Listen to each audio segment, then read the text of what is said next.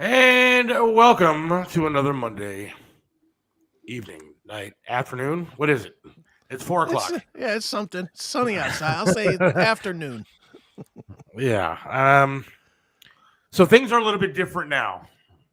Things are constantly changing. If you listened last week, you heard um, what happened. If we didn't, go back and listen because that way we can I get more listeners, more hits, if you will. Um, so yeah, things are changing. A lot of things are going to be different, and that's just the way it's going to be. Yeah. I'm excited. We don't know what's going to happen further down the road, but things are going to be different. That's for darn sure. Right. Uh, Not to bring you into this, Chris, but you did come on, and fill in at the end of the show Sure. last week. But I don't want arguing anymore. I don't want God yelling. damn it! Why not? I just can't do it. I mean, I don't want to air dirty laundry on this show, but that's how I kind of do things. I'm as open and honest as you could possibly be. Sure. Mm-hmm. And so I don't want anxiety when I get up to do a show that, quite frankly, I'm getting nothing for at this point. Right. I don't want anger on the show. I don't want people mad listening to the show. I don't mind confrontation. Sure. I don't mind different opinions. But I do mind the kind of crap, quite frankly, that's been going on this show. Well, and like you just said, man, you cannot. Look, it's for fun. It's for fun, and you cannot. If you're doing a show and your stomach hurts going into it, then you can't keep going the way you're going. I want new sponsors for this show. I want the sponsors that I have for the show to be happy with the way that it's going. Right. And I want the fans of the show to enjoy the way that the show is going. Right. And quite frankly, if I don't enjoy the way that the show is going, then I don't know how anybody else can either. Right. And I frankly apologize. I apologize to everybody listening because I'm just as guilty of getting emotions and anger involved in a show that is supposed to be a good time. Right. Mm-hmm. And so I don't want to be like that. I don't want it to be like that anymore. And I'm going to make sure that is not the case going forward. Sure. And so if the show is different, that's the way it's going to be. and according to you, it is different. Yes. And so that's just the reality of the situation at this point. Right. Absolutely. And so I'm looking forward to the future and not the past, obviously. Right on. So a lot of good things are happening. I talked to, first of all, Chuck Zukowski is going to be joining us shortly, actor and UFO expert. A ufologist, as they call him. Yeah, UFOnut.com is his website. Right. That'll be fun.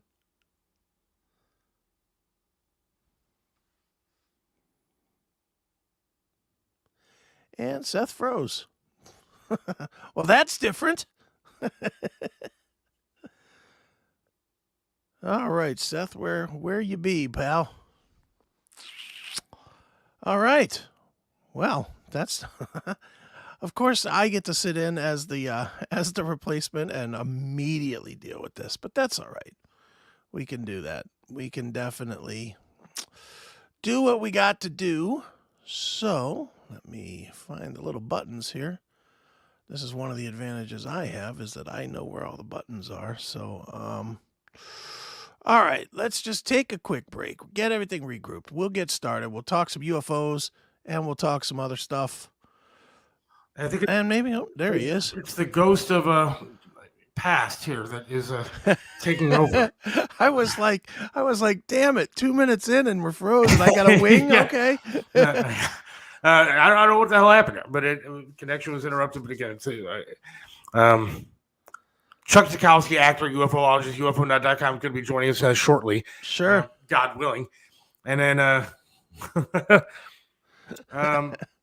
on Wednesday, Charles Guile, friend of the show, friend of the Trib Show, will be joining us. Okay. suffered a heart issue, had a Yeah. quintuple bypass. Oh boy.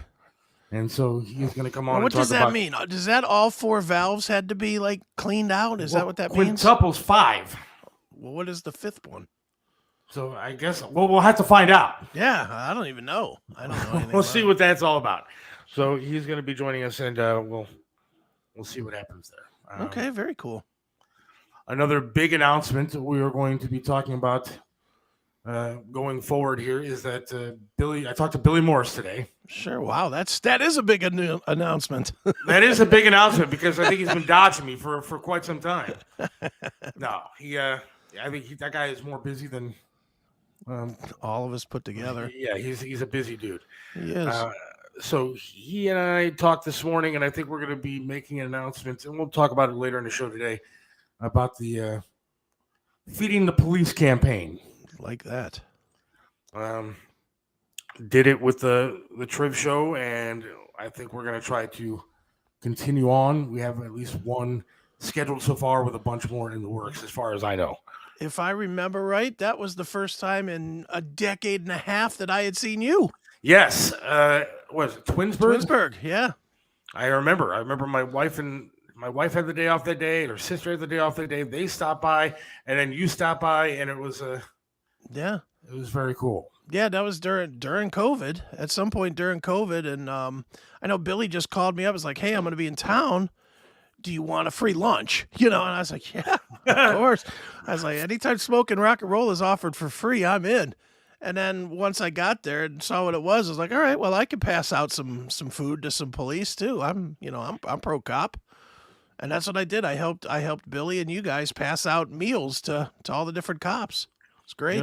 With everything that's been going on in the past couple of years with the police, and sure, the fact that you don't have to love when the police are behind you and they pull you over. Yeah, of course not. Usually they're doing it for a reason. Mm-hmm. And so you kind of got to respect the job that they do and what they have to put up with, and they've been demonized. Oh yeah. Mm-hmm. Yeah, it's crazy. It's just crazy what it is these days, man. It's like, everybody hates the cops till they need the cops.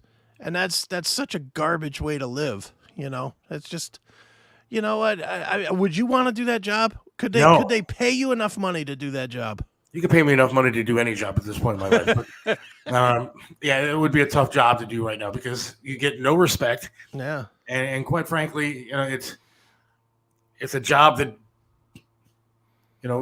is very tough. And, the media the way that they are now, and I mean, protests over everything. Yeah. I think it's something that we need to bring back. And I was happy to get the call from Billy this morning. Sure. I know we've got some people lined up that are going to be sponsoring. Now, if you'd like to sponsor one of these things, you can get a hold of Billy, or you can email me, SethWilliams32@yahoo.com, SethWilliams32@yahoo.com. And we can try to do something there because I think a lot of people want to get involved in something like this. Of course. Yeah, and it's a fun event. I mean, it doesn't sound like it's any big deal just showing up and handing out lunches and stuff, but man, you don't know the appreciation the cops feel until you do it. You actually see it, they stop being cops and start being, hey, I know when I did it, and people were like, how do you know Billy or whatever? And I was like, oh, this, that. And I would tell them that I too was on MMS for a while. And they would be like, oh man, that's right. I used to listen back and, the cops stop being cops and they start being regular Marys and Janes again. They start being regular people, and it's a good time. It's definitely a good time. I bet you, I don't know this, but I would imagine that if people just want to come out and hand out meals, I'm sure that's probably welcome. No? Oh, absolutely. Now, here's the deal. Feeding the police is great. I'm not sure why anyone would want to be a police officer today, but thankfully there are people that do. Yeah. The thing that people don't seem to understand, like these police events, Tripp talked about them a lot. Sure. And, we were on the air talking about it all the time, but not all of them were just, 20,000 people sitting at the police station, watching police eat. That's not what it's about. No. You can come out. You can absolutely come out. You can come out and enjoy the food. You can come out and do, say hi to the cops, thank the cops, and we want you to do that. But it's basically about us just giving back to the police themselves, Sure. and firefighters sometimes, and first responders. I mean, that's what we're there for. Right. It's not, especially now. It's not. This is not for. It doesn't benefit me. I don't get paid to go out there and do this. Right. Sure. I just want to do it, and I know Billy wants to do it. Joe Burdick from Burdick Custom Flags, he makes the flags that he hands to the police officers, and they have hanging in their department. It's a very good thing, and it's for them. But we, of course, invite everybody to come out and hang out with us. It's just a good opportunity to say, you know what? Even though you guys are getting treated like shit by most people, thanks. Thanks for doing what you're doing. Thanks for making it so that I don't have to keep a gun in my hand every night when I go to bed. It's the little tiny things people can demonize the cops all they want, but in the end, if you go to bed without a gun in your hand and you're not worried about waking up tomorrow, that's because there's cops on duty. You may not believe that, but that is the truth of the matter. That is 100% why you can do that. And you better be thankful they're there, because that job, no thank you. And it's so frustrating because, one of the things that I get so angry about and have been angry about, not to keep bringing it up, but with this show is, in my opinion, there is a right and there's wrong. Sure. Now, when it comes to the police, just like in every single profession that there are bad people. Right. All right. There are bad doctors, there are bad lawyers, and yes, some of the bad doctors cost lives. So don't sit there and say that, if the police makes a wrong decision, they can kill somebody. Well, yes, but it happens in a lot of professions. Sure. And there's a lot of bad in every single profession. There are a lot of really bad teachers out there. And I think that teachers are a very important profession too, but there are some really bad ones out there. Right. But when it comes to the police, again, Triv always said, if somebody's breaking your home, you're not calling a plumber. Right. No, that's right. Look, I say this all the time on all of my dumb shows, but you know what? And if you're guilty of an ism, then you're an idiot.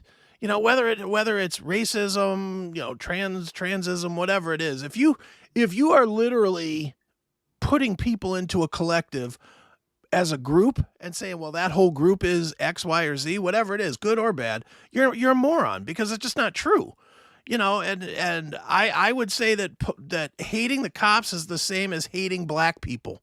It's a different race that you're hating. You're hating the blue race instead of the, black race or the Chinese race or whatever it is. It's the same. They're like you said, there's bad cops. Of course there are. There's bad lawyers. There's bad doctors. There's bad plumbers. There's bad architects, But you can't pick one case and just label them all bad. No. No, you should label you should label the bad ones as assholes. Now, I will say this, with the cops, I personally think they should come down way harder on the cops. That not necessarily to make mistakes, like the guy that accidentally shoots somebody and they make a decision in a tenth of a second and shoot somebody. Right. But the ones that use the badge to rape chicks or to do whatever. I definitely think they should come down way harder, treat it like the death penalty. I mean, really, if you're using your badge for bad, you should get a minimum 25-year sentence so that you discourage the behavior, but Absolutely. it's not what's on the books yet. So, for now, we'll just have the media demonize the cops and then a select group of people that go around hating cops, I guess, but won't be us. Well, we're going to get into more of what we're going to be doing a little bit later in the show, but right now our guest has actually joined us. Okay, excellent. Which I'm very excited about. Sure. We talked about on the show maybe a month ago about cow mutilations that have been happening. Right. The tongue has been removed, the insides removed, no blood, no tire tracks, no footprints, nothing. Wow. And I know this man has studied it, as well as many other UFOs and everything else going on. Actor, UFOnut.com. Chuck Zukowski, how are you, my friend? Good. I don't know about actor. Can you hear me okay? Yes. Yeah. Well, that's what it says in your IMDb. So, well, they say that I guess if if you have a TV show, they just refer to you as an actor, even though I'm just an investigator, and it was my TV show. Although there was one B-rated movie that I did where I did act, and Nice. it's just like a horror flick, a scary movie thing. And what they did, it was almost like it was a combination of reality and then non-reality, sort of like the Blair Witch Project. Okay. Yeah, and so I guess in that case, that would be the only acting. Everything else is just basically being me, being an investigator. And with Alien Highway, there was no scripts or anything. A lot of times I met the people, my witnesses, for the first time in person, before I've talked to them on the phone. And they just ran, cameras on us while I just interviewed them for the first time. And there was no, stop, let's redo this or anything like that. Worked out pretty well. I really appreciate you joining us tonight. I know that we've done a lot on this show talking about the stuff that's been going on in Texas with the animals and everything. And people are very interested in this kind of stuff. How long have you been studying UFOs and stuff like that? Oh gosh, I've been in it for over 3 decades now, about 35 years. I was when I was quite young, I was in elementary school, and it was about 10 years ago. No, and I remember, I was always fascinated with Bigfoot and UFOs and stuff. And I came from a small town in Safford, Arizona, small town, and I've always had a fascination with paranormal ever since I can remember. And then as I got older, I decided to get more involved in it. I started going to, lectures and conferences, and decided to, start doing my own investigations. And then when I started doing that, I actually found out that my mom and my aunt both had experiences when they were young. So it might be in the family. Now, I don't even know where to begin because there's so much I want to ask you. But the latest story that we had seen and that we started talking about were these cattle again that were found. I know that the cattle has been this kind of story has been around for a while, but they've been mutilated to the point where there's no tire tracks, no footprints. The carcasses have been kind of lifted up and maybe put down where they've been, but the precision of the removing of the organs, the precision of the way this stuff is done can't really be explained. Now, what's going on? Well, this has been going on for years and years and years. Actually, I think the first case was around 1896, I believe, in Missouri. But it really became popular in 1967 with Snippy the horse outside of Alamosa. Snippy was found at the base of Blanca Peak over in San Luis Valley here in Colorado. And that was really the first case of mutilation that went worldwide. As a matter of fact, for your viewers out there, if you're ever in Alamosa area, there's a little town called Hooper, and the UFO Watchtower is there, and it's run by my good friend Judy Meslin, my good friend, and I forgot her name, right? And anyway, she acquired Snippy the horse's bones, so she's got a skeleton of Snippy the horse from '67 on display there. So if you're ever in the Alamosa area, it's kind of interesting to see that. But this has been going around, like I said, since the late 1800s. But since 1967, we estimated over 10,000 cases, well over that by now, kind of worldwide. And for every case that law enforcement investigated, they've never found evidence of an animal being a predator or a human causing it. There's no clue. Now, for every case that I do, I always learn about 2 or 3 other cases that happened to the rancher in the past. So that's how you get that 10,000 cases.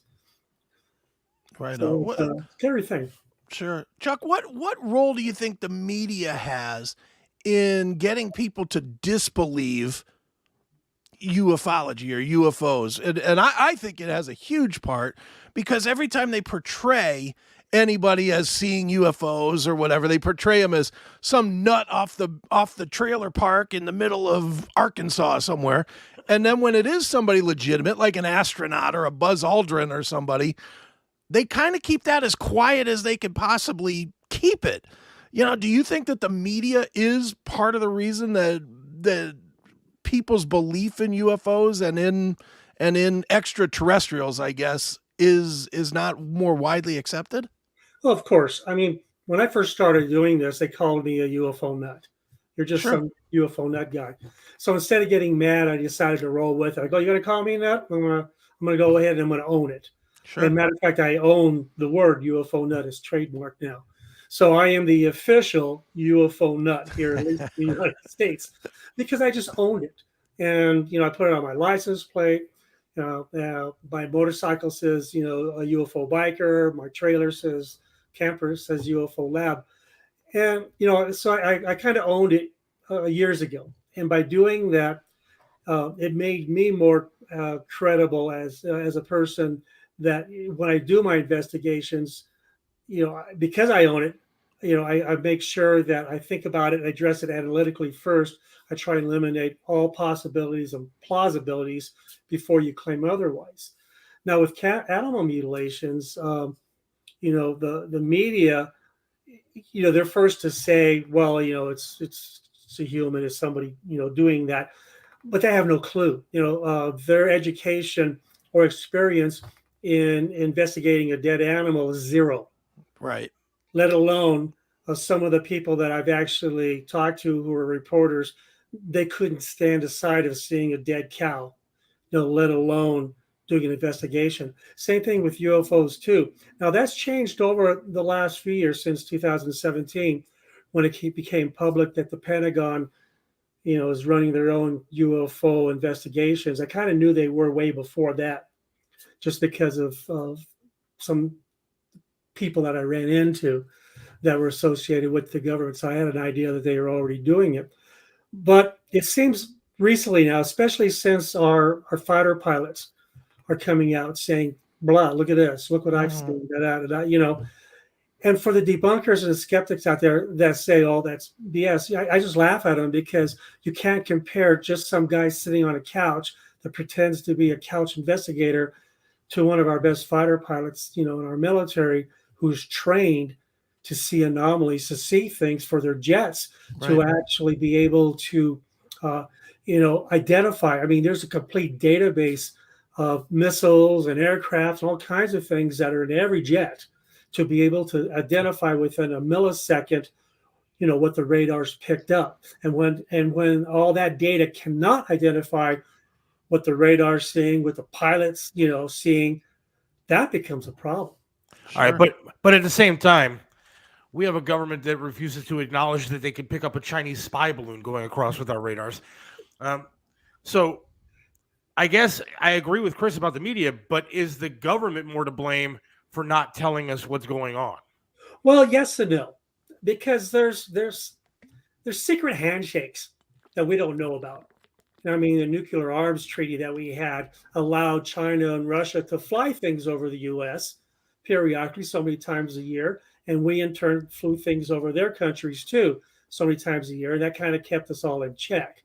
So there is, and there's probably still is, some type of a handshaking behind the scenes to make sure that we don't get out of hand as far as Russia and China is concerned, and versa versa. So like the balloon thing, I think the reason why they didn't make a big deal about it is because they knew about it and somewhat allowed it to a point, until it became such, big in the media, blew up, that, they actually took it down.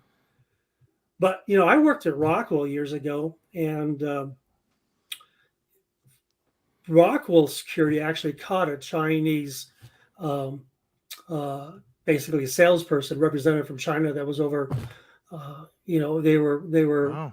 in our fab, and they were touring this dignitary, from China, and that son of a gun was stealing secrets, and they caught him.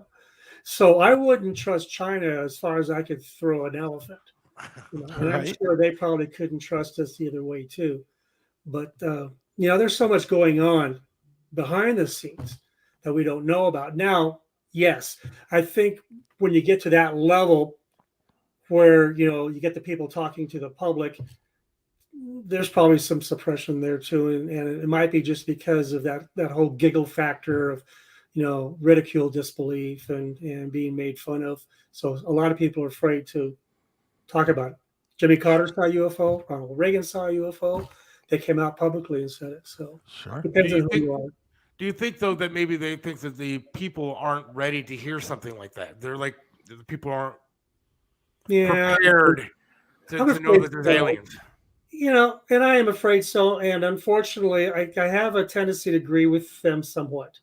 And you go, whoa, why would you agree with them? Well, it changed my mind during COVID.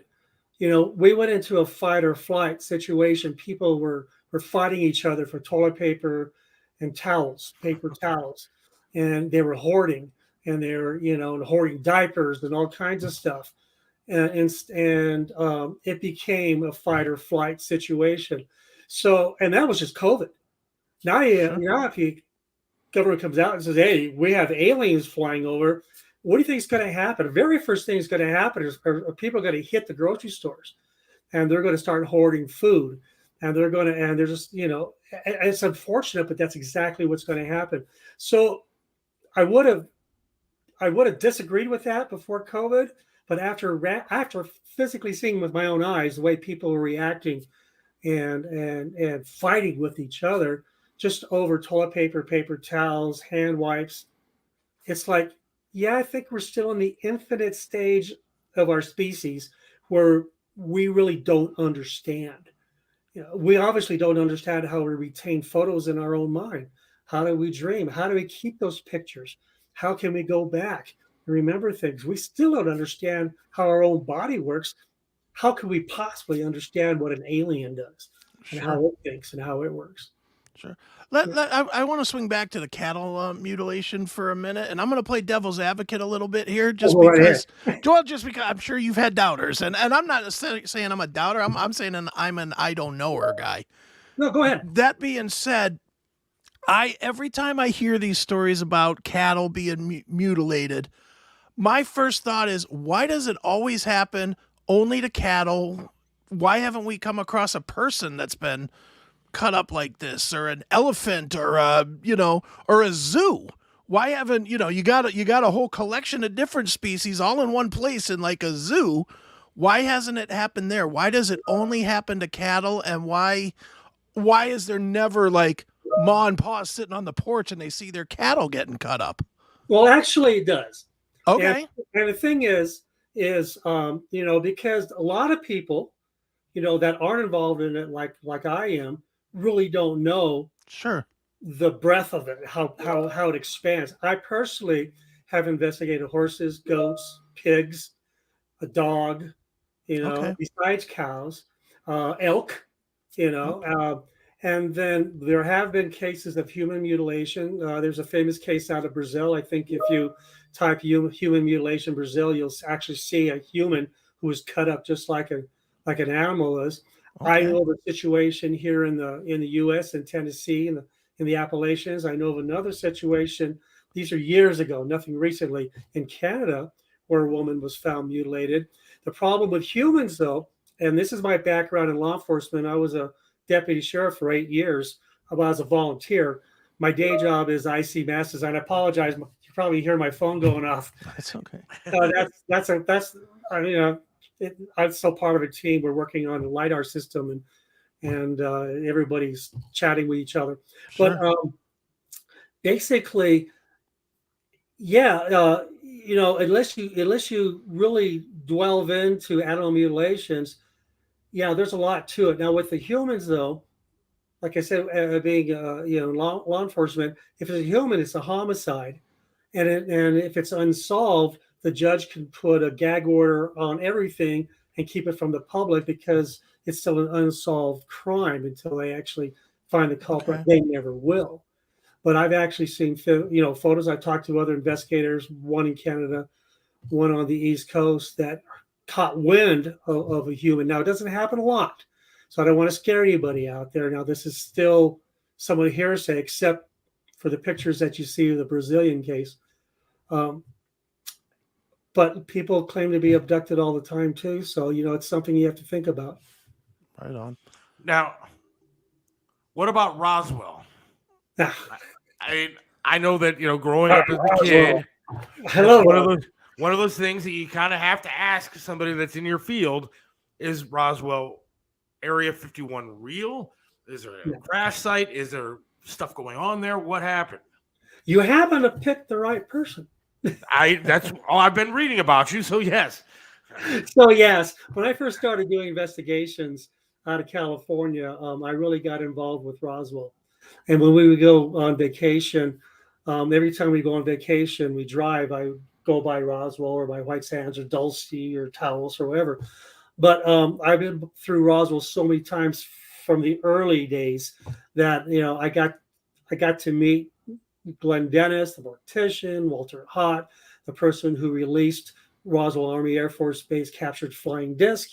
So I got to actually meet and became friends with those guys actually from 1947.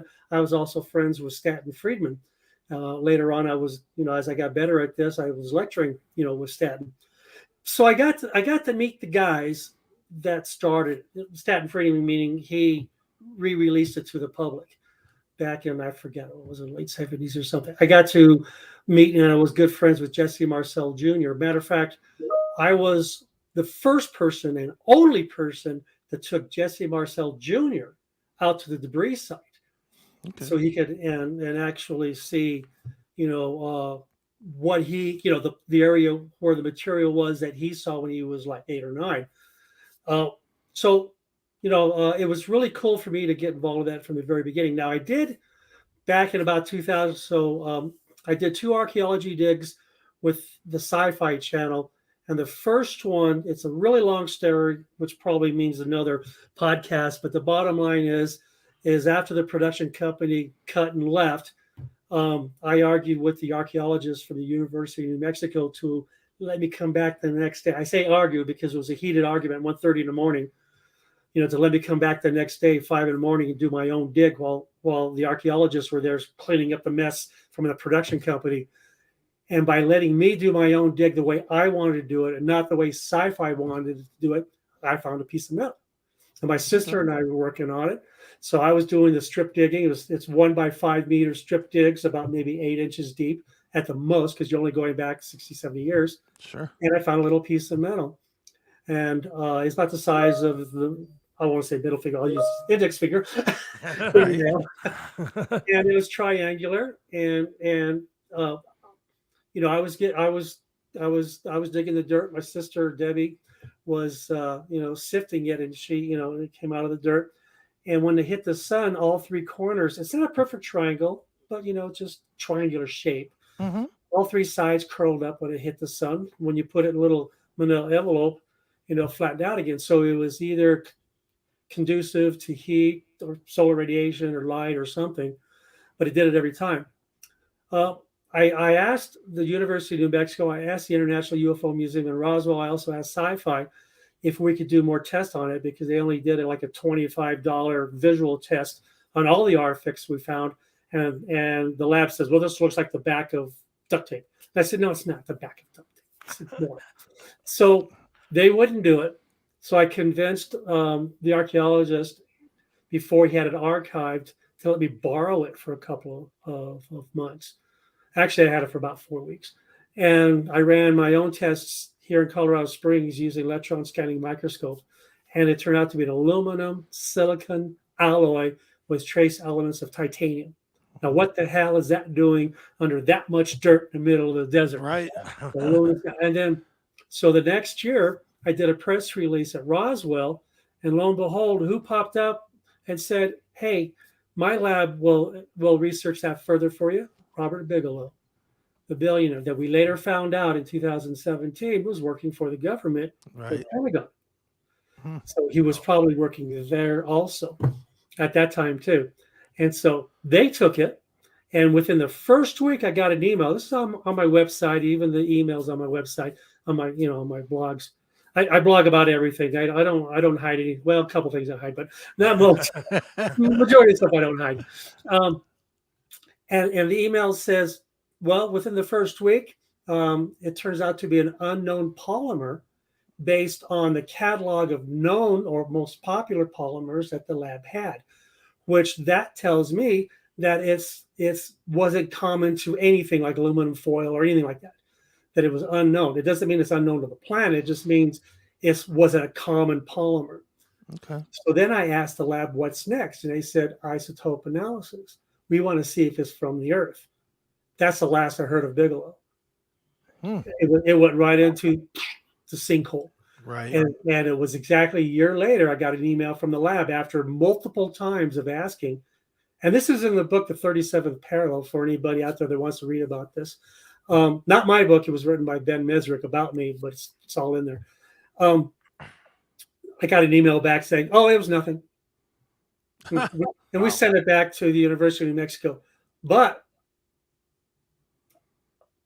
I don't know if well, of course, I'm sure they knew that.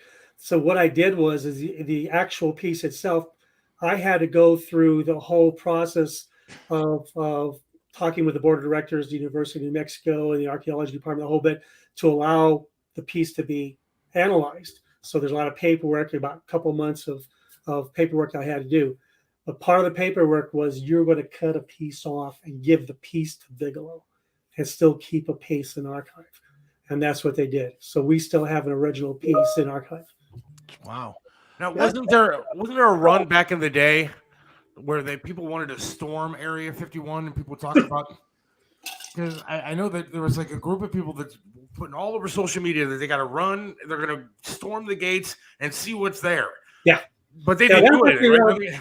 Yeah, that was around 2019 when I was doing Alien Highway, because at the time Alien Highway was being broadcasted on the Travel Channel. So Travel Channel actually contacted me and said, "Can you do a little piece on, we're gonna videotape you, via the internet of what's going to happen if you storm Area 51." And so I kind of did that. It's still on the Travel Channel's website, Alien Highway website, where it says, a little video of me telling people not to do it.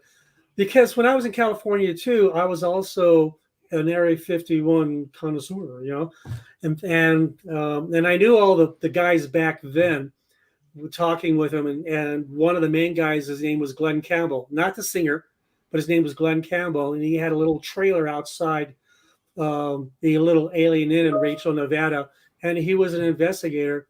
And I have actually somewhere in my books back here, I have his field guide of investigating Area 51. So I had hired, well, actually, I was set to go with a guide to Freedom Ridge to take pictures of Area 51. And matter of fact, let me see this finger right there. You're somewhere over there. There it is. Anyway, one of those pictures behind me is actually the picture I shot from Area 51. But right before I went to go out on Freedom Ridge, Nellis Air Force Base land grabbed Freedom Ridge. So then I talked with my guide, and they said, well, there's this mountain called Tigaboo Peak. We've only had a couple of people go up so far, so we'll be cutting a trail up there. I said, sounds cool to me. And so I went ahead and went and hiked up Tigaboo Peak, and it was probably about 19 miles away. And I shot pictures of Area 51, and actually one of the pictures that I took, you can see something flying by off in the distance. It was pretty cool. Wow. I'm trying to shut off my phone so you don't hear that anymore. No, you're fine. You're fine. Fine. Okay, I'm not going to talk to him anyway. I'm talking to you guys. Right. Let me ask you this, Chuck, and I'll give you a bit of background before I ask the question. When I was in the military, which a lot of years ago at this point, back in the late 80s, I was in the military. But I was in my hair. Yeah, I know, not with this, but yeah, I had a better haircut then. But I was an MI guy, and I worked in skiffs, and I had a TS NATO clearance, so I got to see a lot of stuff, and a lot of cool stuff, and a lot of stuff that people still don't know exists. I've always thought with Area 51, and I could be dead wrong, and you certainly know more than I do. Mm-hmm. I've always thought that Area 51, by keeping it blocked off and keeping it as nobody can see it, is just one of the more magnificent military spoofs. That there's probably not a whole lot going on there, but they let the public and the media think that there's a lot going on there. while they're doing stuff somewhere else. And I say that from actually seeing more. I saw it more in the missile thing, but that's what we did with the missiles. Was there were areas I was stationed in Korea, and there were places that people knew about, and that generally was the places that people knew about were the places that if they got bombed, it didn't hurt us at all. Mm-hmm. But there was plenty of other places around that nobody ever spoke about where all the good stuff was at. Do you think that, especially given the phenomenon and the interest of an Area 51 and the rise of Art Bell and Art Bell's push to everything to Media 51 or Area 51, that could be just kind of a diversionary point for where we truly study UFOs and alien extraterrestrials and that type of thing? Well, I think originally it was exactly for that.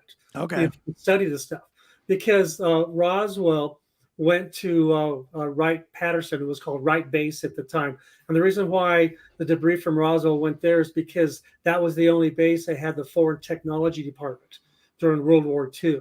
So that made sense to take unknown debris and stuff there to the Foreign Technology Department. That's where you have Hangar 18, whatever. Sure.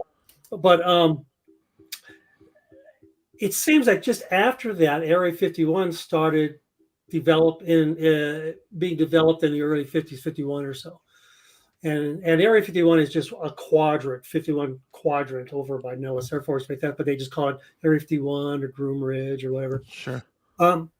So the idea was to build that, and then there's underground facilities there to transfer the wreckage over there and anything else that they have at Area 51. And that's where, oh geez, I see his face. I just drew a blank. Well, where the physicist, ended up working at S4 over there. Sure. And he came out public later on. So, yes, I think at one point there was, and there might still be, some stuff going on. I interviewed a commercial airline pilot for a TV show that I did. Actually, I had a 1 hour episode. It's called Unexplained Files. It was season 2, and that was the Paranormal Highway of America. That's what sparked the book, The 37th Parallel. I interviewed commercial pilot who was coming from California, flying near Vegas outside of Nellis, and then they asked him to divert. And as they were diverting away from their normal flight path, he was a co-pilot at the time. He saw a bunch of balls of light come down, stop, and shoot down to a holographic runway on Area 51. So, I think they're still messing around with stuff there. Okay. I'm trying to stop this thing from happening, keep beeping, but I apologize for that. We're getting a lot of people asking the same kind of question. What is your opinion of Bob Lazar? I'm sorry, that was Bob Lazar. That's what I was thinking of. That's what they were saying. Well, there's I his can see opinion. his face, I can see his dark hair, his glasses, and I was just drawing a blank Bob Lazar. Now, he's a conspiracy theorist kind of guy, correct? Well, yeah, I think he's on to something, because I was good friends with Stanton Friedman, and we went back and forth over Bob Lazar because I believed him and Stanton Friedman did believe, because I'm a nuclear physicist and he's not, and I love Stanton Friedman, but I would love to debate him back and forth. And we went back and forth for a while because Bob Lazar could never prove that he was at Area 51 or S4, or some of the other places that he said he worked at. Well, basically what he did was he worked for these government facilities just through payroll. And then after that, he was at Area 51, but the payroll went through these other companies. That's how they kind of, hide the tracks. And some of the companies he talked about, you could never find his name except for one time. And finally, Stanton Friedman saw it. There was one phone book that came out every quarter. Rockwell had them too. And our names would pop up, and every quarter when you get new employees leave, you update it. Bob Lazar was in that phone book for one time. And Stanton Friedman goes, "Oh, okay. We got to put this in my gray basket now." Sure. And I always thought that was funny because he called it a gray basket. for aliens that are grace. Right. Sure. So I personally think, from what Bob Lazar said about the sport model, about the amplifier pods, the gravity A and gravity B waves, the element, gosh, I can't remember, is it 117, 160 something that he talked about that didn't exist. And then, a decade or so later, the US combined with Russia says, hey, guess what what we found in the same element years ago that Bob Lazar already talked about. They discovered it. So it's, or is it element 115? I forget. I'm going to have to remember because I'm lecturing in Roswell this year, so I'm going to have to go. Nice. Chuck, what do you think about the rise recently, in the last five years, I would say, of what they're calling alternative media or new media, the bit shoots of the world, I don't want to say like YouTube necessarily, but the offshoots of YouTube, where anybody that has a camera can make any kind of documentary that says any kind of a thing. And now if you go out there and you look, where before in the old days, 5 years plus ago, I guess, if you want to call that the old days, you had to have a little bit of money behind you, whether it was a TV show or a TV organization or whatever, to do shows like you did with Alien Highway. Mm-hmm. Now, anybody with a webcam and and that can speak fairly well can put out a video that says, I saw Joe Biden unzipping his skin suit and he's really a gray underneath. And there's a portrayal of people, there's a collection of people that will believe that. Does that hurt the cause of proving UFOs and extraterrestrials because anybody now can have an opinion? It makes it just that much harder to weed out what is real versus what is not? Well, it's not really an opinion, and I'll explain why in a second. Okay. It's making money. That's the bottom line. Okay. So you have every jackhole right. out there that wants to make money. And they're making money every time you go to a YouTube channel and the person, you're watching them and they're saying something. They say, don't forget to hit the bell and hit the like and everything, because the more clicks they get, the more money they make, the more people that watch it. Sure. And every time, you go to these YouTube sites and they're running commercials, they're making money off of you while you're watching, trying to get the information. So from the UFO standpoint, there's been just amount of trash out there of people making stuff up, making, faking UFO sightings, because all they want is numbers, and they suck you right in. They suck the viewers right in. So what you got to do is when you see something like that, you've got to say, okay, where is this person coming from? Is this person an investigator? Has he been doing this for years?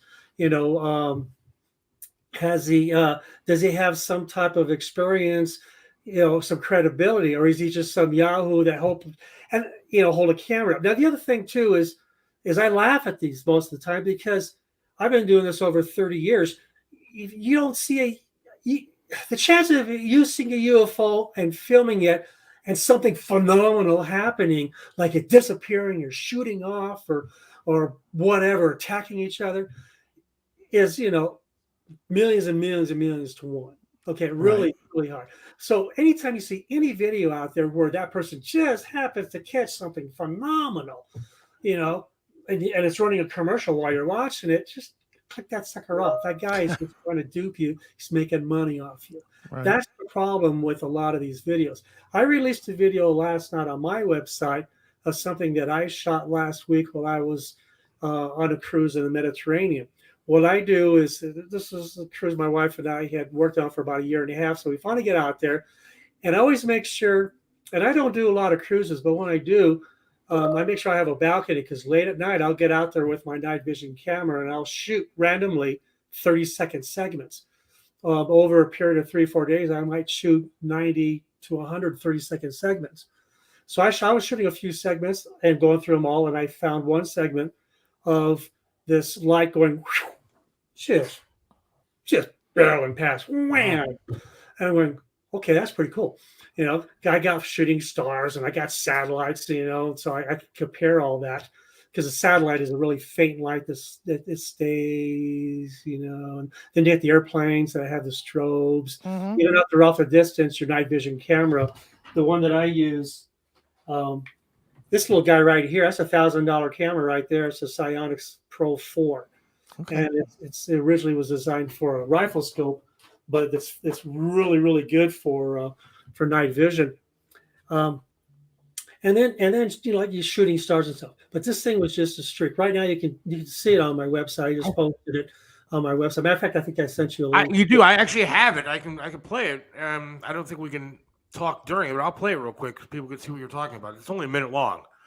So do you mind if I play it? Oh yeah, go right ahead. All right, hang on. Here we go.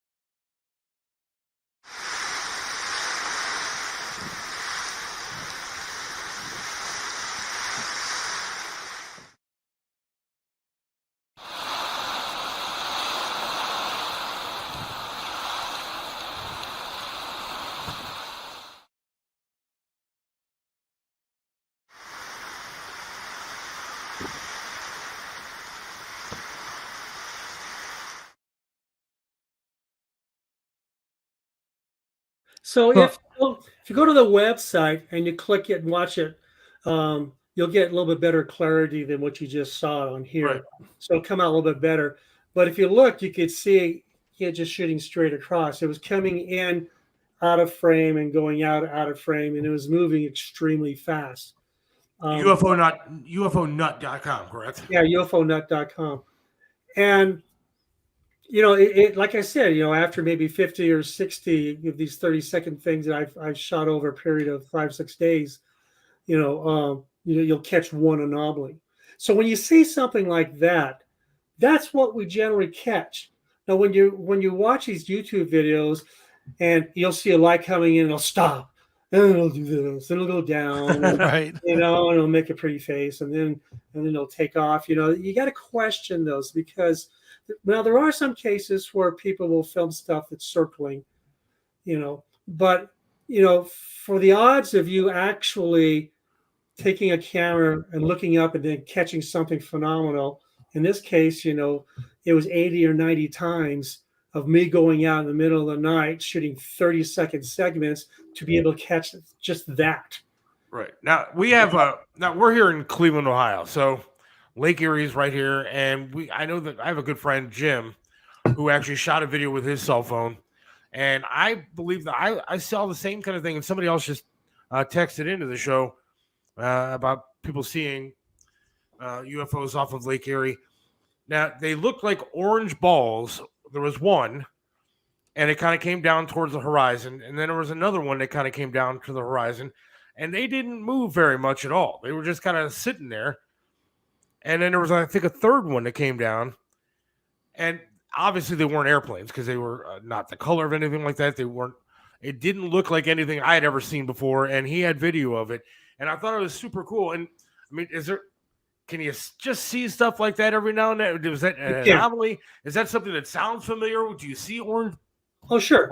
Now, a lot of time people refer to those, as orbs or something they'll see close to the ground too. But those are called balls of light.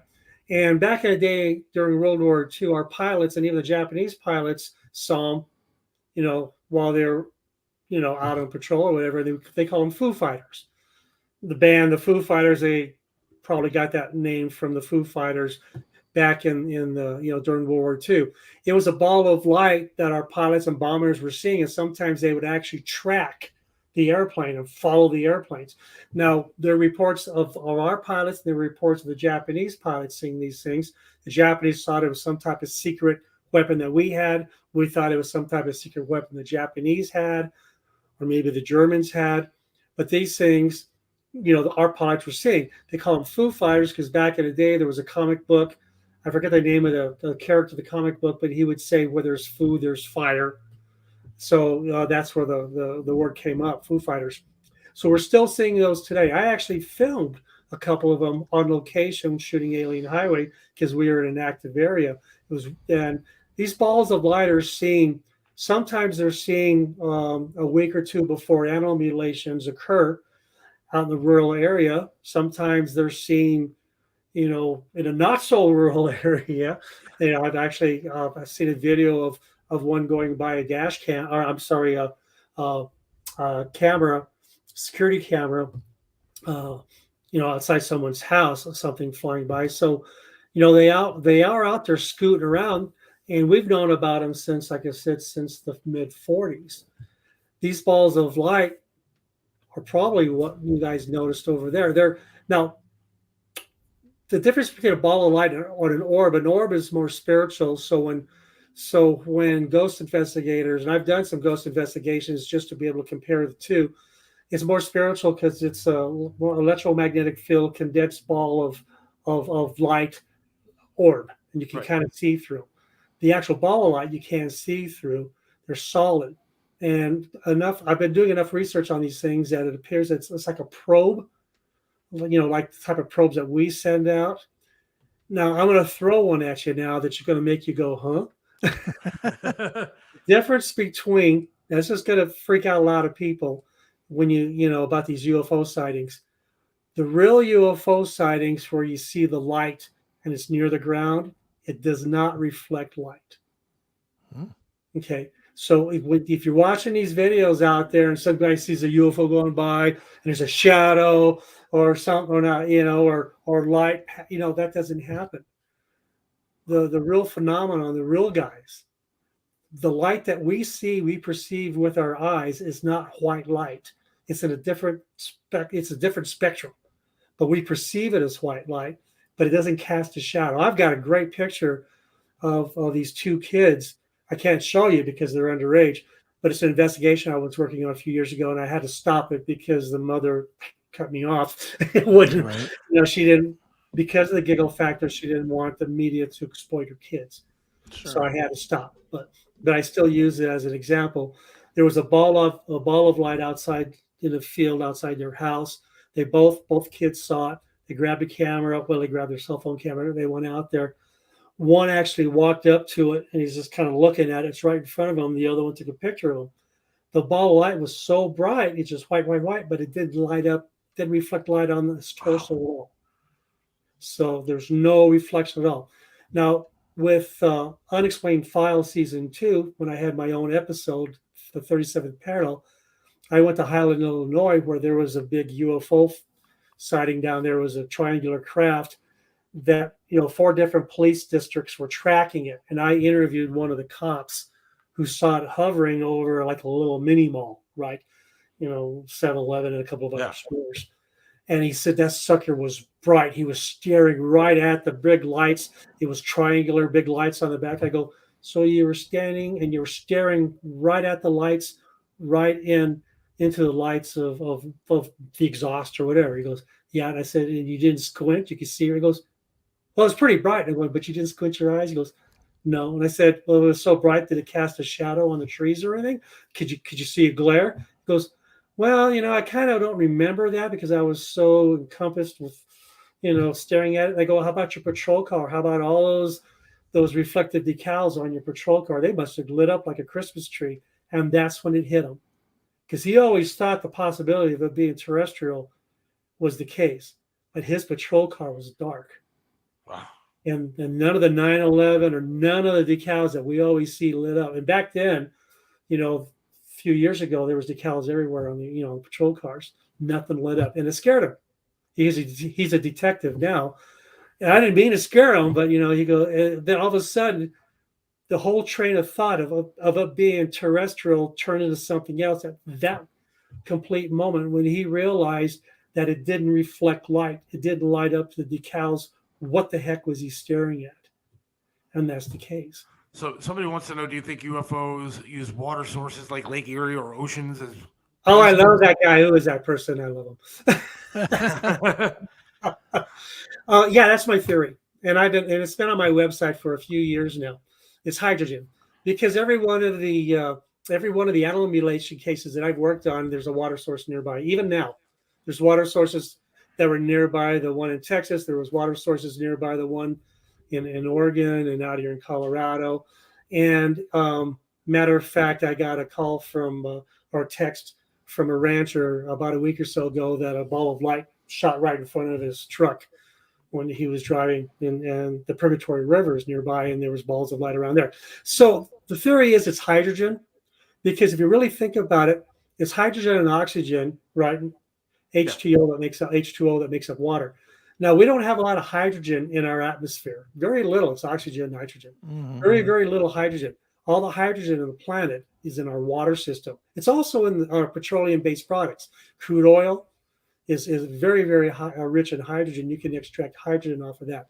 So here's the theory: is they're using hydrogen for either some type of a fuel source or to sustain environmental life on their, in their craft or whatever.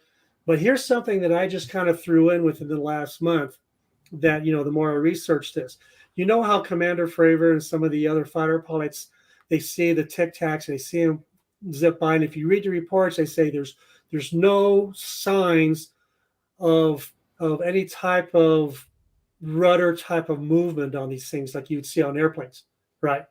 It's just kind of a round thing. Right. So there's nothing that shows that, like a submarine or anything, that shows how it could turn. Not only that, but there's absolutely no sign of an exhaust. So they don't know how it's propelled. Now, here's my latest theory on that. If it is hydrogen, our sun uses hydrogen in, and then by using fusion, right, it converts hydrogen into our sunlight. And so it takes hydrogen on the outside of the sun and go to the core of the sun. With fusion, you get our light. Now, the light that's hitting the planet from fusion is ultraviolet A and ultraviolet B light. We can't see that. It's visible to us, ultraviolet A and ultraviolet B. Ultraviolet light is what burns our skin, right? Right. Why we have UV protectors. We can't see that. Our fighter pilots don't have the sensors to pick up ultraviolet light, because if they did, all they see is light, what we see, and it would just white out the sensors.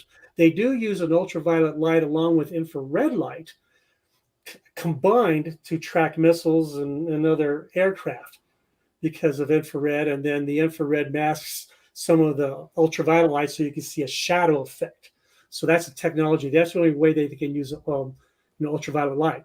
So if they are using hydrogen, their exhaust could be ultraviolet light, which we can't see. Therefore, we think there's no exhaust. We just can't see it. Could the other part of using the ocean be a little more simpler? Just be the fact that there are places out there in the ocean that are so deep that we can't get to it or we don't see it, where it'd just be a good place to hide. Oh no, absolutely. I mean, that's a prime fact by using oceans, because 70% of this planet is covered with oceans. Not only that, but recently, within the past year, scientists have found out there's more water under the earth than there is above the earth. Oh. So we have more water underneath us, vast oceans of water underneath us, that's greater than the amount of oceans that we see with our own eyes. Wow. So now you have a twofold system. There's a lot of UFOs that go in and out of lakes and streams and stuff. So in my opinion, especially even water troughs, balls of light are seen around water troughs where cattle, were mutilated. So that tells me, well, you can't go into a water trough and hide, Right. because there's no base in there. So they're obviously consuming the hydrogen because they can take oxygen right out of the air. The hydrogen is a little harder to get. Now, the bases, underwater bases, sure. One of the episodes for Alien Highway, we looked at the possibility of a base outside of Malibu, where there's, you can actually see some type of a structure. We do know there's been some rumors that under the continental shelf, submarines have been able to go under the U.S. quite far. So, because it is kind of, we joke about sometimes, if I lived in California, about California breaking into the ocean, falling into the ocean. That's because it's a continental shelf. And a big enough earthquake would just break the shelf. And that's all. It was just fall down into the water, and the water would come in. So yes, there's probably bases under, especially Gulf of New Mexico, supposedly is a good sized one out there. The area or Devil's Triangle was Right. always thought that there'd be another one over there.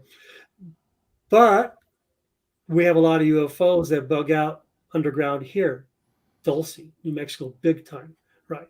Now, when you go into underground caverns, like also in Missouri where the droplet spook lights are and stuff, you can get to water sources down there pretty darn quick too. Now that we know there's more water underground than there is above the ground, that makes more sense that it might be hydrogen. You know, the hydrogen theory makes a little bit more sense now. I feel bad because I know we're keeping a long time here, but I still have some questions, if you don't Oh, no, mind. go right ahead. I'm pretty much done with work today. Nice. So I get a lot of crap because I talk about how the Aztecs had drawings of what looked like spacemen inside of capsules. And I talk about the pyramids being too sophisticated for men back then to create. Is there any possible truth to the rumors of, alien life form coming down back then, creating the pyramids, doing that kind of thing? Well, I think it's all been through history. I really got the opportunity years back to meet Zachariah Stitchin. And I don't know if you're familiar with Zachariah Stitchin, but he wrote a few books. One of them was called The 12th Planet. He would decipher ancient Sumerian text. And it was really, really cool, some of the stuff he was saying. Of course, the scientific field, was saying, well, it's misinterpreting what the scrolls are saying. And he says, well, I found them in a library. When the library for the Sumerians was basically City Hall. So this was documents coming out of City Hall, and this is what they were saying. Some of the scientists, some of the other debunkers were saying, well, these were just stories. And then he's going, okay, so you got ancient Sumerian stories about flying saucers, and aliens coming down. How would you have a story unless you actually, saw it firsthand? Right. But the ancient Sumerians were basically saying that, this other alien life form came from the 12th planet or whatever. And we still talk about it today. The NASA still talks about Planet X. Yeah. We have Planet X out there somewhere. And how do we know we have Planet X? Because of the way that our sun is doing the hula, because that's how they find exoplanets, or suns that have exoplanets, is they look for little stars out there that are doing the hula, because the planets that are circling the sun are causing the sun to do this due to the gravitational pull of the planets. And that's how they kind of look for other planets. So we're kind of doing that too. But there's a planet out there, Planet X, supposedly, that's pulling on our sun too, and pulling on a gravitational field. We just can't find it yet. But they're theorizing it's there. Well, the ancient Sumerian says this thing comes flying by every 27,000 years or whatever it was. Yeah. And these, life form came down from the planet, and we were still in the Neanderthal type of stage of our, evolution. And what he was saying, based on ancient Sumerian text, the little scrolls that kind of look like toilet paper rolls. Yeah. These guys are phenomenal. They'd take these little toilet paper rolls, and then they would write like backwards, scratch out backwards, and then they would ink them and roll them on rice paper. Yeah, printing press. Oh, wow. Way the heck back then. And the ancient Sumerians would be the ancient Egyptians' ancestors. Sure. So now these guys, he's reading this stuff. Anyway, he talks about these aliens coming down, and then they have these, bipedal guys walking around. But they came down to the planet to capture material, an element that we had on our planet, to save their own planet, which is kind of interesting because we're kind of seeing that now. And it was gold. So what they did is they decided to modify the genes of the Neanderthal into human. Okay, that's not me saying this. This is what he was getting, Zachariah Stitchin was getting. And so they created these human type of guys that were mining the gold for them. And over a period of a few hundred years, they had what they wanted. Some of them decided to go back to their planet. The other ones decided to stay here and live with the humans because they interacted with the humans and started breeding with them, aka the ancient Egyptian petroglyphs of the elongated head. Yeah. The 7 foot tall guys with the elongated head, that's supposed to be these guys. Okay, that's where that comes from. And why people were wrapping their heads. Well, if they were wrapping their heads, to mimic someone. Who were they mimicking? They were mimicking a god. Or they were mimicking what they thought was God, which was an extraterrestrial. These are just thoughts you just got to think Sure. about. Right. One guy just doesn't wake up one day and decide he's going to wrap his head, his baby's head, and then make it elongated for whatever reason. Right. He's going to use it for a pool cue or something, right? Right. So there must have been a reason for that. Sure. And anyway, you've seen the Egyptian petroglyphs of the male and female with elongated heads holding a little human baby. That's what points back to the ancient Sumerians based on what Zachary Stitchin was saying. Right. Now, it's kind of interesting about gold, though, okay, because as a microchip designer, gold is used in microchip design because it conducts electricity. Matter of fact, there was a system called HARP years ago. I don't know if they're still using it, but that was a way of trying to fix our ozone layer, was to seed, aka remember, the whole chemtrails? Yeah. Chemtrails, that was seeding the atmosphere with gold and a couple of other types of minerals. And then HARP was these dishes that shot high frequency radiation, basically high EMF, radiation, and excited, the metals For storms and that stuff. were conducive in our atmosphere to help, fix the ozone. I originally thought they were doing that to change weather patterns. So that could be either or, because he who can control the weather can control a war, a battle, right?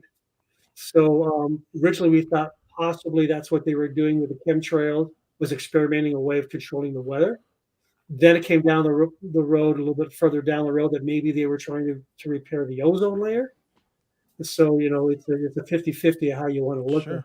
Either way, gold was the key element.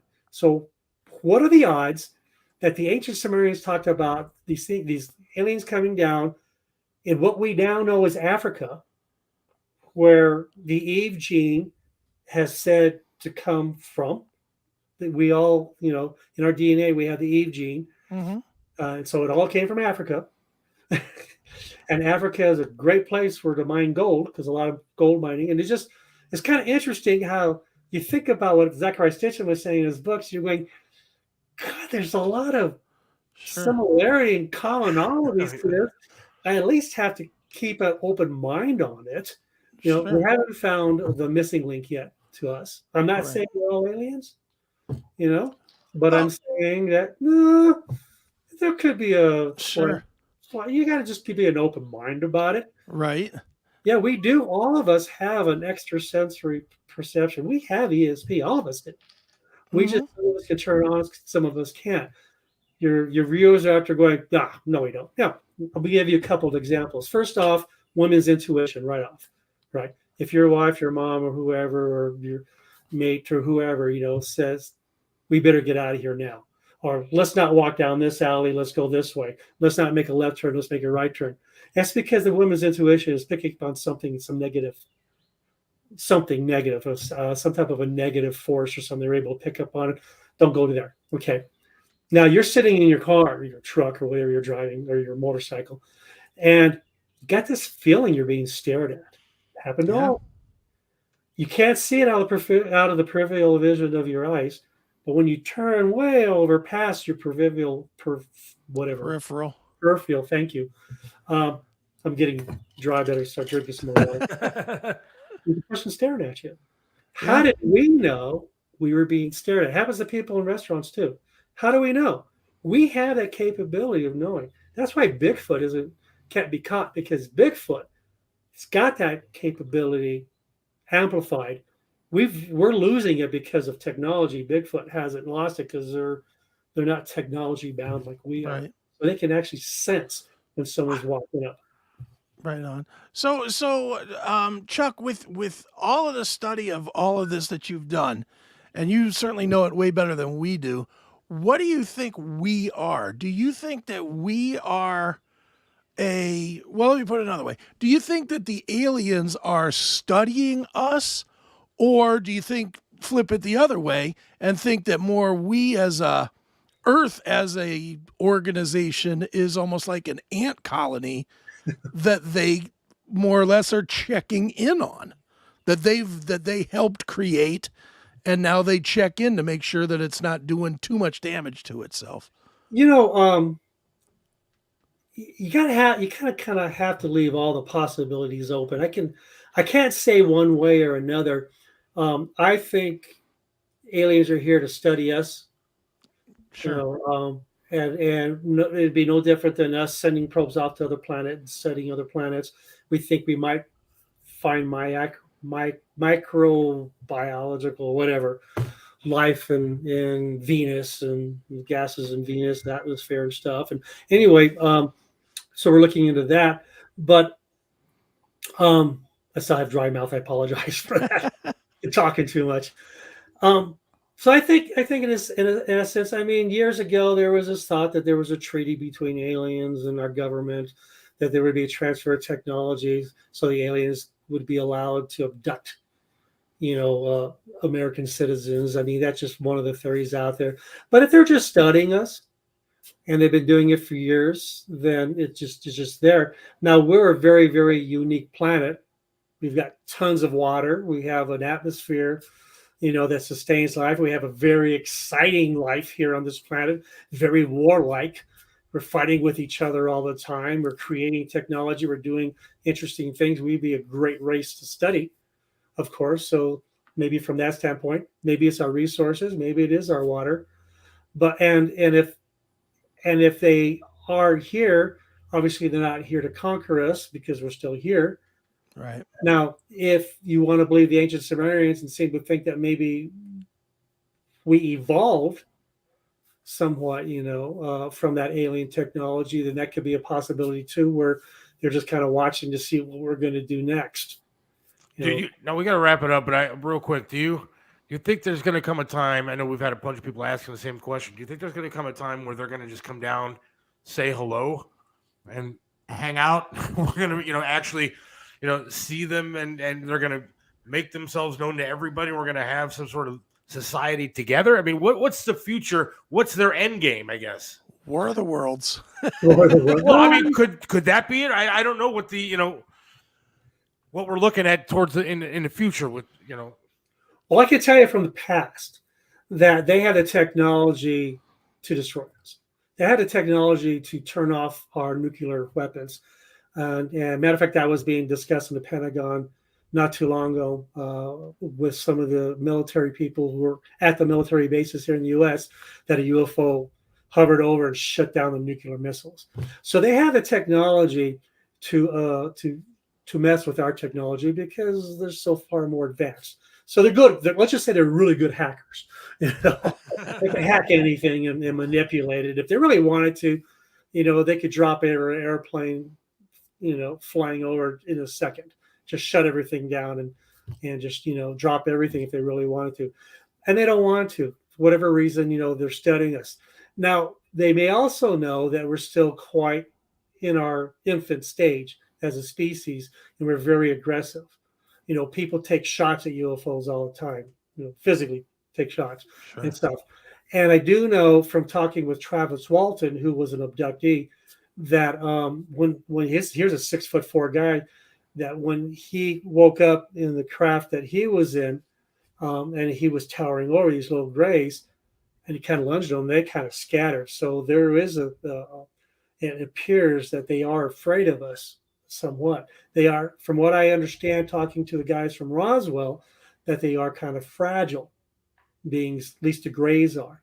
So it would be really easy to overpower these guys too. What they got on them is technology, which we don't have. So there could be a fear factor, or it could be just the fact that they're going to watch us and see what we're going to do next. If we get to the point where we might destroy the planet or get on the brinks of destroying the planet, I would hope that they would step up. That if this is their planet and they've been watching us through millennial, right, and see what's going to happen, that hopefully they would step up and say, okay, hey, look, we're going to end game, right? The war of the world, but it's to protect their world, not us, but it's to protect their world from us. The way that this country and the way this world is going, I'd be afraid to come down here to Look at Chicago. yeah. I'm not going there. That would be my only fear is to protect us from ourselves, or to protect the earth from ourselves. Sure. And The other thing that's not being talked about here either is the what is the measurement of time? What we measure as, decades of time, 20, 10, 20, 30, 40, 100 years, that might seem like 2 hours to this life form. They may live that long, and so our skirmishes just seem like that. They seem like a bar fight that's over in 3 seconds. It could be. It absolutely could be, because we have no idea that their lifespan could be a lot longer. I always use that example with religion. God created, 6 days, and on the seventh day. And a lot of biblical people take that so literally, meaning it's 24 hours. Right. But really, what's an hour to a God compared to an hour of a human? Exactly. An hour to a God could be billions of years. Mm-hmm. And who are we to second guess what a God thinks like? To think like a God, you would have to be a God. And it's the same thing with aliens. To think what an alien is going to do is you got to be an alien. It's not until we actually talk to them. Now, there are some cases within our Native Americans that have communicated with what they call star travelers, and they believe, at least a couple of the different tribes that I talk to believe that there's, like 4 different entities on this planet. You have the tall guys, which we, you can call them the Nephilim or the tall blondes or whatever you want to call them. There's a bunch of different names for them. They're kind of like in control of other aliens that are visiting this planet. Then you have the reptilians, which they called, I think, the snake people. Right. And the reptilians are the ones that are kind of ordering the grays around. The grays they call the ant people, not because of their eyes, but because they come out of the ground, underground bases. And then they have the blues, which is cool. The blues are leprechauns, Tommyknockers, Menahunis, the guys that protect our planet. So that's awesome. It's in their culture. Right. Well, I could talk to you literally for another hour, but we're going to have to let you go, unfortunately. But thank you for coming up. Where can people find all your stuff? I mean, UFOnut.com. Where else can people see everything that you have? Yeah, UFOnet.com. I've got over 55, 56 blogs just on animal mutilations, but I have a section at the top of the website that it'll point you if you're interested in animal mutilations. If you just want to scroll through the blogs, you'll see my theories on hydrogen, ammonia, a bunch of other different things, and then Bigfoot, Menahuni, leprechauns. I love it. I just love it all because it's there's so much out there that it was really hard just to be focused on one particular topic because a lot of it interchanged. There's a lot of UFOs associated with Bigfoot sightings. There's a lot of UFOs associated with ghost investigations. Well, so I can't thank you for coming on again. YouTube also, you got a bunch of stuff on YouTube. Just check all these different places. Thank you for coming on. I really appreciate it. Thank you. Just go to my website. You'll see at the very top. You can email me. That's my direct email. If you have any questions, and I'll get back to you maybe a day or so before I get back to you because I get a lot of emails. But I make sure I answer every one of my emails. Well, hopefully we can have you on again sometime. Thank you so much, Chuck. All right, I'll be here. Great. Thank you, sir. Bye-bye. Right, thank you. Bye. Now that was cool to me, man. I don't know. I'm with you. I could talk to him for days. Yeah, there's so many. I mean, we just didn't even touch the surface of leprechauns all of a sudden. But it's just unfortunate. We haven't even played a commercial the entire show. Dude, we didn't even talk about crop circles. There's so much. That was like the reason that we were having him on. I don't think we asked one question. There's so much I wanted to get into, and I just thank him for. He's still sitting here. Hang on. Let me see. All right, Chuck, I'm sorry. I got to bring it back on real quick. We didn't even touch on crop circles because I was really interested in that too. Can you explain that real quick? Well, with crop circles, it was interesting. I did an investigation called the Roswell Rock Circle. You can look that up. And it was a guy that found this rock, and it had a crop circle from the Lytton I forgot what year it was, 96 or 97, Lytton crop circle. And that was coming out of a rock, three-dimensional, coming out of a rock. And he found out in the middle of the field. And what's cool about that rock, it was polarized. One side was more positive than the other. You take a magnet and you could spin the rock. It was way cool. Only one of its kind. And we tried a year to debunk it. And now you can buy them. But, the year we tried to debunk it. But I actually talked to the crop circle enthusiasts they happened to be lecturing in Denver that went into that particular crop circle at the time. And they said out of all the crop circles they've ever been in, that was the only one where there was so much energy that they actually turned on each other. And they were agitated with each other and they were fighting. And it wasn't, and they realized what was going on. They left the crop circle. About a half hour later, they were fine again. So it affected them physically. And that's the only one out of all the 90-some crop circles they've been into. Now, some of the crop circles, man-made, Doug and Bob or whoever those guys were making, but you couldn't do that. They were taking a rope and 2x4s and just pushing down. A real crop circle, the crops, right where they bend, it's a little round. It's kind of like a nodule, right? And if you leave them alone, it'll keep growing. So who's ever doing it, when they bend, they're not actually destroying the crop. They're doing whatever design they want to do, and then the crop survives and keeps growing. So they're not destroying. But the ones that are mashed and broken, that's humans doing that. All right. Yeah. Well, I'm sorry that I brought you back on. I didn't mean to waste your time or anything, but I just had to ask that question. We're going to have you back on again at some point. Absolutely. UFOnut.com. Chuck, I really appreciate it again. Thank you so much. Yeah, and we think it was some type of form of an alphabet. We were looking at alphabets, and we've had crop circles out here in the U.S. Not a lot of them are talked about, because people don't want other people tromping on their fields and stuff, right? Like in the UK. But at one point we thought it was a crops. There was an alphabet, or them trying to teach us, or maybe they were communicating. It's hard to say, but at least we were able to determine what was real and what wasn't. Like I said, with the real ones, you would pick up an EMF. So, and that's the case with a lot of the UFOs. That if something actually landed, you will pick up residual electromagnetic fields from whatever landed there, and you could guarantee, yes, something landed here. So grab yourself an EMF meter. You are certainly not alone, and I believe that, and I even more believe it now. So thank you again. Oh, well, thank you very much. And like I said, you guys have any questions, just email me, okay? Will do. Thank you, sounds sir. good, Chuck. UFOnut.com. I'm sorry, Chris. I had to bring him back. I Ask about that. But I got to get back on eventually to ask some more. All right, we're going to take a quick break. Come back. We'll talk about the big announcement we made earlier, and then we'll wrap the show up. All right? Sounds good. All right, hang on. What separates Triv's restaurant in Strongsville from everybody else?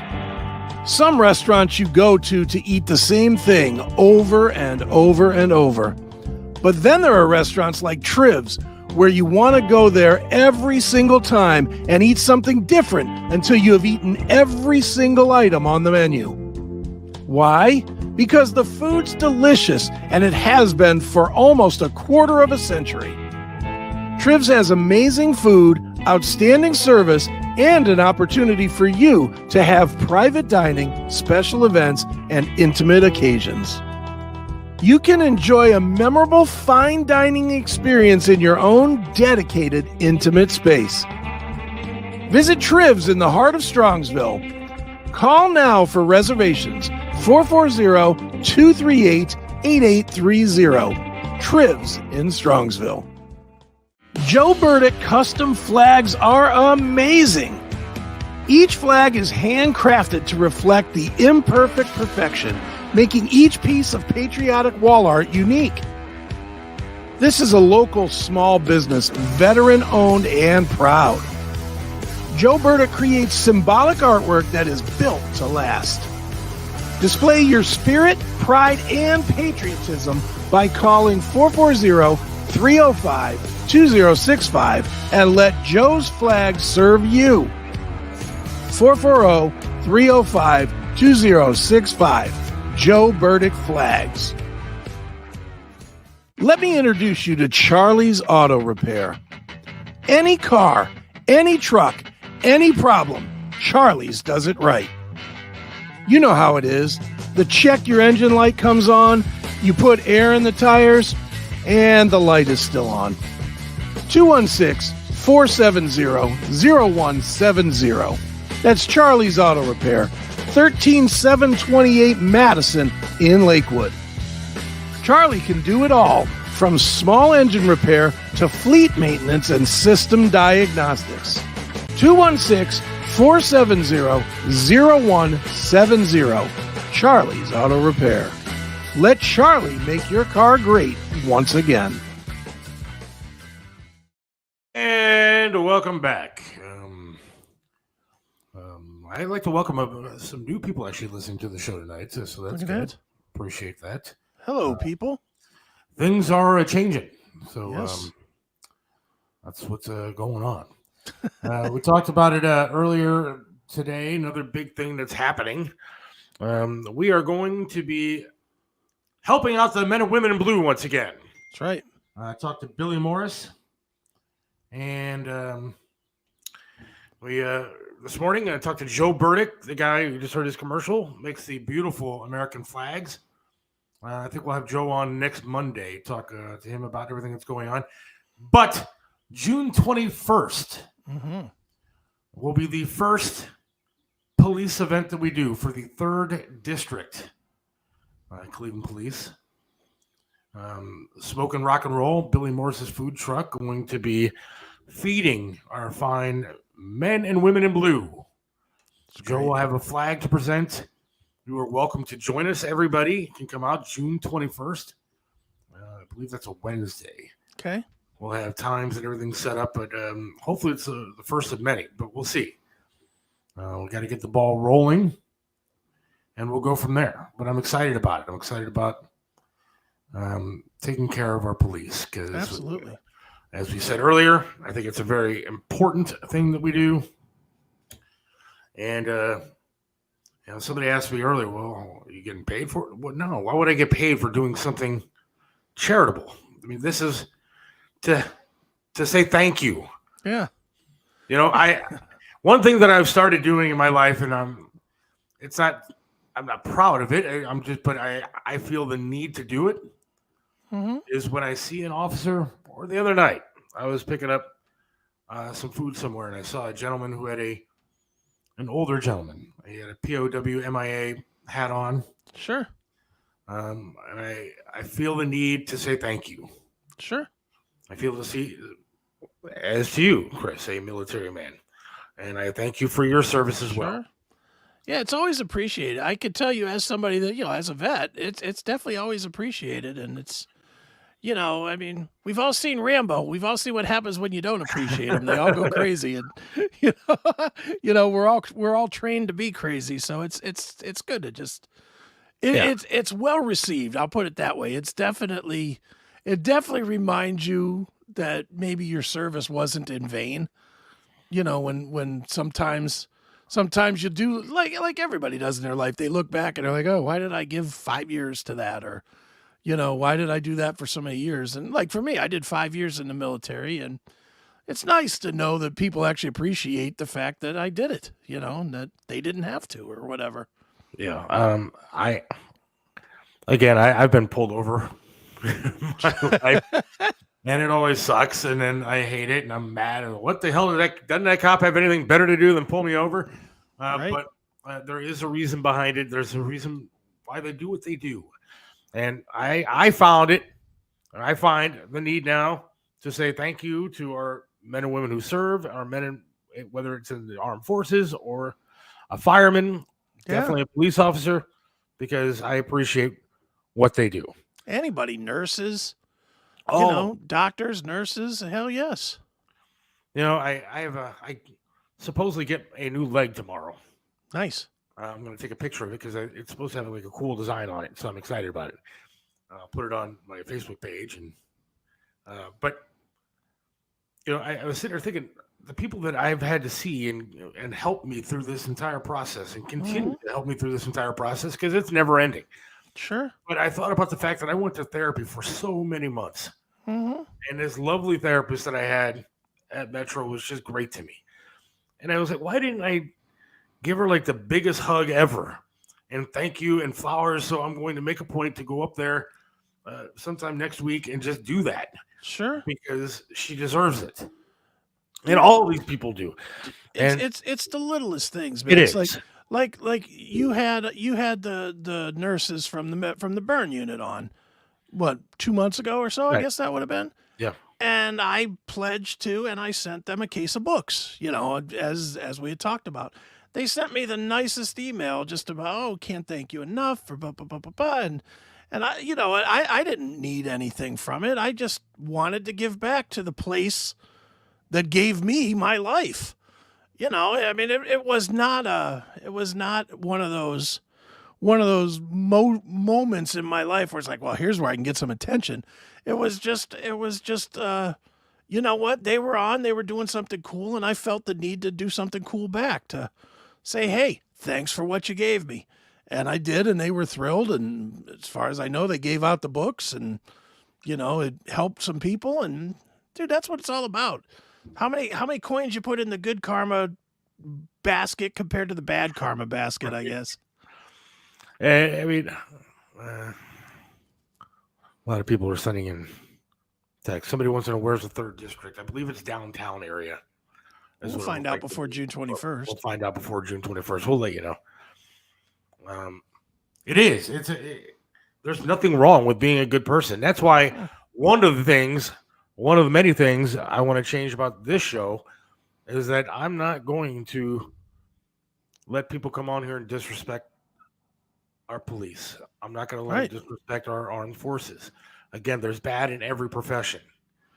And so, yes, time to time, we're going to have to do stories about things that suck and how cops made mistakes, and we will do those stories, and I have no problem with that. Mm-hmm. But we're going to continue to thank them. Of course. And that is my plan anyways. Yeah, June 21st. Somebody said June 21st. Yeah. Smoke and rock and roll. Food truck will serve the police. I will hopefully be there. I'm going to need to get a ride. Unless I'm driving by then. My plan is to be driving by then. Nice. Joe Burdick from Burdick Custom Flag is going to be giving them a flag. And I talked to Joe today. Okay. And he's excited about it. He's excited about getting on board with everything once again. Good. We're still looking for sponsors. We have some lined up, but we're still looking for people to just help pay for the meal. And that's all we're basically asking for is got to pay for, the food has to be paid for. Of course, sure. We're giving it to them, but someone got to pay for it. Anybody that wants to donate, sponsor one of the events, you can email SETHWilliams32 at yahoo.com. SETHWilliams32 at yahoo.com. So I'm excited about that venture. I think that'll be cool. I also called Joe today. Get this, dude. All right. And we'll wrap things up. But good. I bought a grill Mm-hmm. for my house. Okay. Because it's always been a dream of mine to have a house, a nice patio, and a grill. Okay. All right. I like to cook. I do. Sure. But I'm tired of cooking in the kitchen. It gets hot. It's stupid. And it's the same food all the time. But that's why I want a grill. I want to try some grilled salmon, which I've never had before. It's good. I got a freezer full of chicken thighs and breasts, that are ready to go. I went to Costco and I bought barbecue sauce, and the barbecue sauce that they have at Costco is enough to serve an army. You think? I mean, they're the biggest ever. And so I'm ready to grill. Sure. I even went out and I got myself the grilling tools. Okay. That look cool, like the brushes and all kind of stuff. And tongs, whatever. Stuff that I don't even know what it is, but it said it's for a grill. And so I bought it. I got an apron ready to go. Right. The only problem is that I don't trust myself to put a grill together. Plus, I have a fake leg. Right. It's not easy to get down on the ground and start screwing pieces in together and get this thing up and running. Then I don't have the tools. I've never been handyman. Even I have a house now and stuff. Sure. I don't have tools to do stuff. And so I'm terrified. Well, me and my daughter put together some patio furniture. It was cheap patio furniture, but it's wicker. Put it together. When we were done putting the patio furniture together, we have 4 or 5 screws left. So I don't know where they go. The furniture looks like it's put together well, but if you sit on it, you're probably screwed. Right. Because I don't know where these screws go. But they look nice, so they're sitting there. But the grill is a different story. If I blow up the house or blow up the neighborhood, then we got a problem. So I had to call Joe to see if he could maybe come over and put this thing together. Put the grill together? Because all I have right now is basically a decorative grill box sitting in my living room for like a month and a half. Right. So Well, you'll love it, dude. Once you get, I've got what I did. It's funny. You're describing what I did literally 10 years ago. Got the girl, my ex bought it for me for Father's Day one year. yeah. Put that stuff, but it was the whole thing. It was the in fact, it was Cleveland Browns tongs and Cleveland Browns. Nice. It was all Cleveland Browns. Cleveland Browns cover. The big expensive grill. And man, I used the hell out of that thing. I mean, I used it to death. Cooked everything on it. I was out there cooking corn and. It didn't have to be meat after a while. It was anything. It's like, look, if I've got aluminum foil, I wrap it up, throw it on the grill. I didn't care what it was. Yeah, see, Ramen, sure, why not? I might actually enjoy vegetables if I grilled them. Yeah, it's a different animal. It's a different taste. And so fish is great on the grill. See, I've never had anything other than like Gordon's fish sticks. So I'm assuming that like a good fish on a grill might be kind of tasty. Dude, you get some good salmon. You wrap it up in tinfoil. You soak it in like some lemon juice or something, and then cook it on the grill for about 30 minutes or so. That's good eats there, my friend. Wouldn't the store put it together for you? No, they dropped the box off at my front door, and then it took me like 3 years to pull it in. Yeah. My front door was open for like 3 days because it was stuck in the middle of the doorway. You could actually call Amazon, and I think that Amazon does have a grill put together department, and they'll come out to your house and do it. But really, I call them Angie's List. Angie's List, yeah.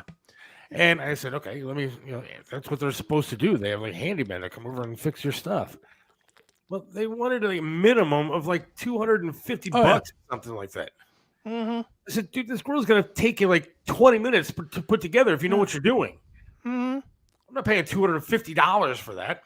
No, there's bound to be a handyman. There's bound to be a handyman listening that would do it for a plug on the show or whatever. I mean, for $250, that guy better come over, put the grill together, cook on the grill for me, serve me the meal, and then come back for the next day to do the same thing all over again. And clean the grill.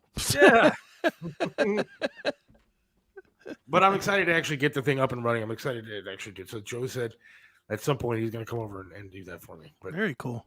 Joe's a good man. Bird of Custom Flags. If you haven't got one of those flags, check them out on Facebook and get one of the flags because they're absolutely amazing. But that's not why I'm talking about them.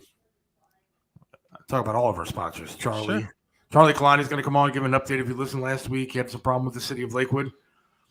He's going to have an update for us, I think, next week, Chris. So okay, very good. Going to be cool.